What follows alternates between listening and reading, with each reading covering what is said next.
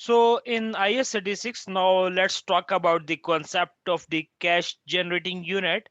This cash generating unit would also be termed as income generating unit. This cash generating unit is also termed as income generating unit. So what exactly do mean by this cash generating unit? What do mean by this income generating unit? So keep remember, let's say if we have few points over here. The cash generating unit is the smallest identifiable group of assets and that generates cash inflows from continuing use and that are largely independent of the cash inflows from the other assets or groups of the assets. Now, let we will be discussing the impairment of cash generating unit after the discussion of the examples. So, what exactly do you mean by this cash generating unit? Simply, you can actually have we can discuss that if we talk about any educational institutions. If we talk about any educational institution, in any educational institution, if they are different multiple qualification like ACCA and they also offering like CIMA, and if they are also offering ICAW, so all these qualification have their own teachers, have their own students, have their own expenses, and all the things are separately identifiable for each unit in a business. So keep remember, cash generating unit would be the smallest identifiable group of assets from which revenues are identifiable and cash flows are independent from the other assets. So that type of asset would be considered as a cash generating unit or income generating unit. Another example for the same thing, like if we talk about a fueling station,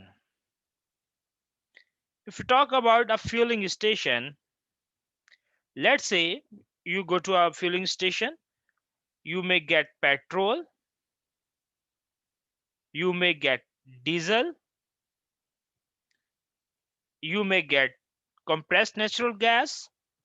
You have multiple different products which you can get from the fueling station, and the employees who are working on the petrol dispensers are different from the employees working on the dispensers for diesel. The revenues of the petrol are separately identifiable. The expenses of the petrol product is separately identifiable. So we can say that petrol, diesel, and CNG are a cash generating unit, are individual cash generating unit at a fueling station. Now, another example, if we talk about subsidiary of a group, if we take an example, subsidiary of a parent, so all these are cash generating unit of a business. So if a parent have a subsidiary, so that subsidiary would be considered as cash generating unit for that parent. Why a subsidiary of parent would be a cash generating unit? Because all the subsidiaries revenue, expenses, employees, and all the things are separately identifiable. So that is why a subsidiary of a parent would be the cash generating unit.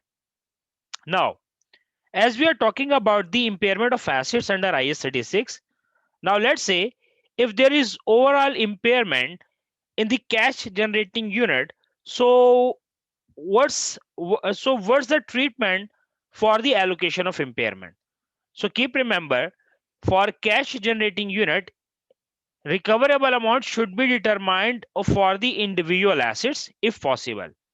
First of all, we need to check that is there any impairment arises due to any specific asset. If the impairment is arose due to any specific asset, so at first priority all the impairment loss should be charged to the value of that asset. But let's say if there is general impairment loss in the business of a cash generating units, so but no specific asset is identified and that is difficult to identify, what we can do in this scenario, then if it is not possible to identify to determine the recoverable amount fair value less cost to sell for an individual asset, then then determine recoverable amount for the asset's cash generating unit. What exactly is this? We have a note and we have further discussion regarding this. Whenever there is impairment in a cash generating unit, then the allocation of impairment loss should be as follows. If impairment arose due to any specific asset, so impair that specific asset at first priority, then impair the goodwill, and at third place, we need to we need to charge impairment on the remaining non-current assets on pro rata basis. So it's actually important to understand the allocation of impairment. All these things are pertain to allocation of impairment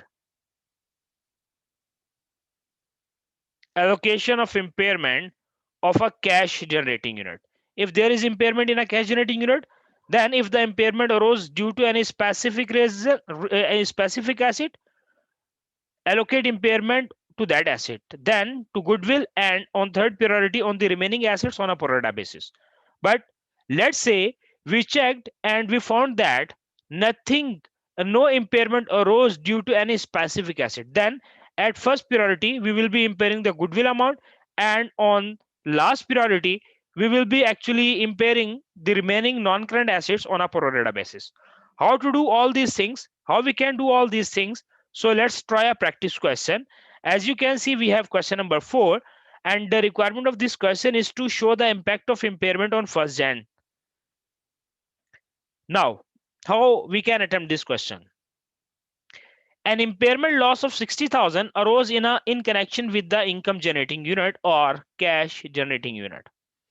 The carrying amount means net book value of the asset in the income generating unit before impairment is as follows. So it's the net book value of the cash generating unit. So it's the net book value of this cash generating unit before impairment, that is 670. And keep remember, after impairment, after impairment,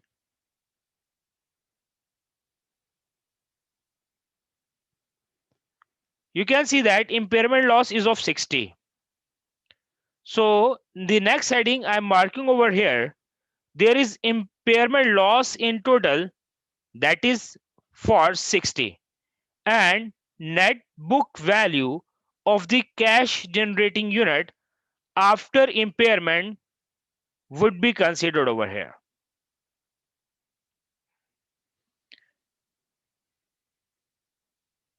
And recoverable amount after the impairment would be 10.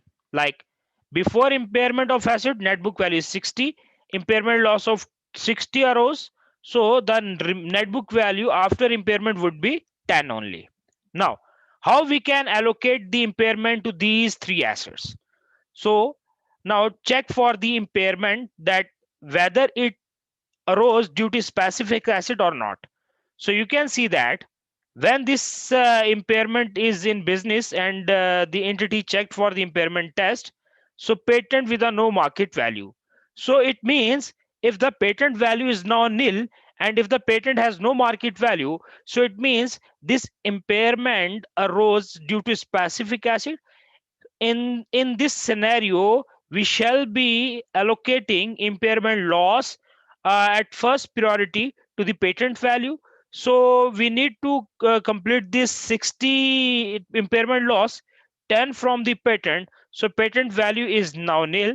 Then as per this priority, after a specific asset, then we need to impair the goodwill amount. On second priority, we shall be allocating this impairment loss to the goodwill. So impairment loss of 20 allocated to goodwill, and after impairment its value is nil. Now till yet, from this 60's impairment loss, we have covered 30, and remaining 30 from the remaining non-current asset on a third priority basis.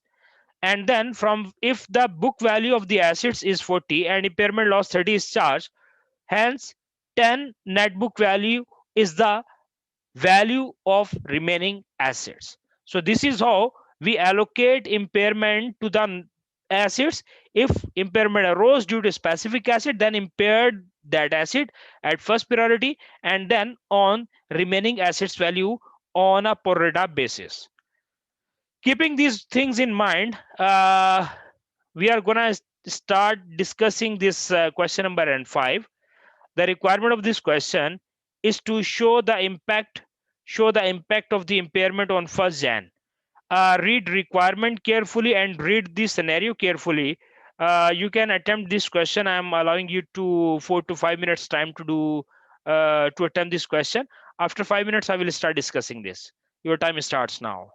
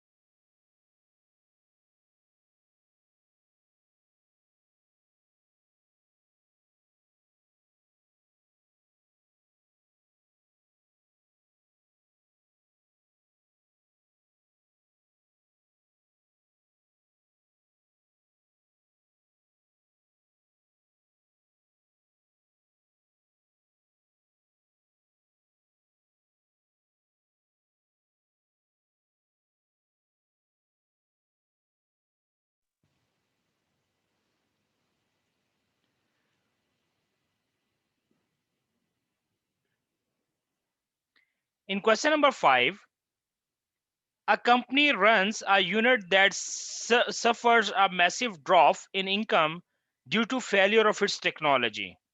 The overall impairment is due to the reason of the failure of technology on 1st Jan. The following carrying amounts were recorded in the books immediately prior to the impairment. So these are the net book values. So these are the carrying values, net book values before impairment, and the total net book value before impairment. If you can take the total, so the total net book value of the asset before impairment is 155. What happened next? Because what happens next, impairment arose due to failure of the technology on 1st Jan. So it is actually specifying the reason for the impairment, and on the basis we can actually decide that how this impairment loss should be accounted for. So if impairment arose due to any specific reason, so first of all, we shall be allocating impairment in this scenario at first priority to the value of technology. Why? Because technology is worthless. And then after technology, brand name, the goodwill, all the intangible are also impaired. Then for the remaining asset, we shall be allocating impairment on a pro rata basis. How we can do all these things? So let's try to attempt it. The recoverable amount of the unit is estimated is 80 million. If the net book value of this unit is 155 before impairment, recoverable amount means value of this unit after impairment. So value of this after impairment is 80. As we discussed in the previous lecture, if the net book value of asset is more than the recoverable amount, so resultingly, if the net book value of the asset is more than the recoverable amount, resultingly the value would be considered as the impairment loss. So the excess of the book value and the recoverable amount would be the impairment loss. So overall impairment loss in this scenario is 75. Now allocate this impairment loss. First of all, uh, this arose due to the failure of technology. So first of all, we will be impairing the value of technology. After technology, then goodwill, then brand name, and for now we are left with three assets. So before going towards the three assets, we are actually impairing the assets. So if the technology is actually covered in the impairment loss, so recoverable amount is nil. 20th, the goodwill value was 20, so impaired by 20. After impairment, its value is nil. On third priority, if the brand name's impaired with a value of 10, so remaining brand value is nil after impairment. And now let's talk about that technology is worthless following its complete failure. So that is why we impaired the technology value at the first place. The other net assets include stock, debtors, and creditors. And we are talking about these other net assets. The other net assets include stock, debtors, and creditors. It is considered that the book value of the other net assets is a reasonable representation of its NRV. So keep remember, if these other net assets are reasonable representation of its NRV, so we don't need to impair these assets. So if the value of the other net assets is a reasonable representation of its net realizable value, so if an asset is already recorded on its net realizable value, so that asset would not be impaired, because as we discussed in last lecture, the impairment loss is not applicable on the assets which are accounted on net realizable value in any IS. Like if you talk about inventory, I used to says inventory should be recorded at the lower of cost or NRV. So it means on the value of inventory we shall not be applying IS 36. So means the other net assets value would not be impaired, and whole of the 40 would be considered as the recoverable amount, because no impairment should be charged, no impairment loss should be charged to other net assets. So there is no impairment to the other net assets value, and we now left with total land and building. You can see that from an impairment loss of 80, from an impairment loss of 75, sorry, it's the 80 is the recoverable amount, right? So from 75, we have impaired a value of 20. Now following the priority, on the first technology value is 5, then goodwill value is 20, then brand name is 10. Still we have still we have remaining impairment loss of 40. As per priority as per priority, remaining impairment loss should be allocated to the non-current assets value on a pro rata basis. How we can do that? You can see we have remaining assets which are land and building, and we have remaining impairment loss, that is 40.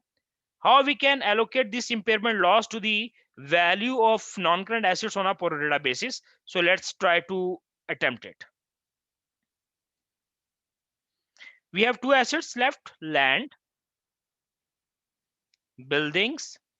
Land is of 50 and building is of 30. Both values sum is 80. How we can use pro rata basis? If we talk about land itself value is 50 from a sum of 50 plus 30, and remaining impairment loss is 40.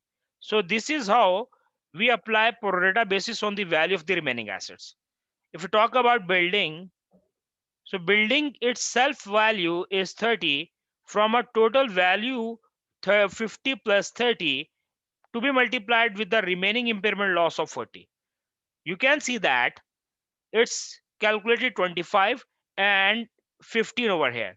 So it means land is to be impaired at a value of 25, and building is to be impaired at a value of 15. So if the value before land's value before impairment is 50 and 25 is the impairment loss, so recoverable amount of this land is 25. And if the value of building is 30 before impairment and 15 impairment is loss is charged, so after impairment is recoverable amount is 15.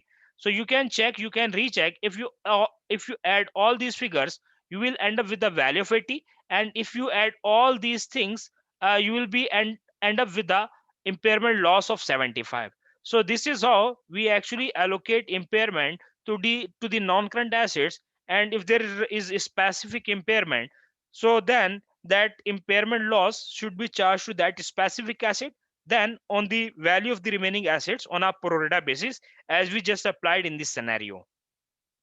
When a parent company acquires subsidiaries shares, and then at time of acquiring subsidiary shares, a parent company actually pays excess amount in comparison to the net assets of subsidiary. That excess amount would be considered as the goodwill, and goodwill is actually calculated at time of business combination under FRS 3, and FRS 3 named as business combination. So when a goodwill is calculated, but keep remember, this goodwill is normally reported in the consolidated balance sheet as a non-current asset in the balance sheet.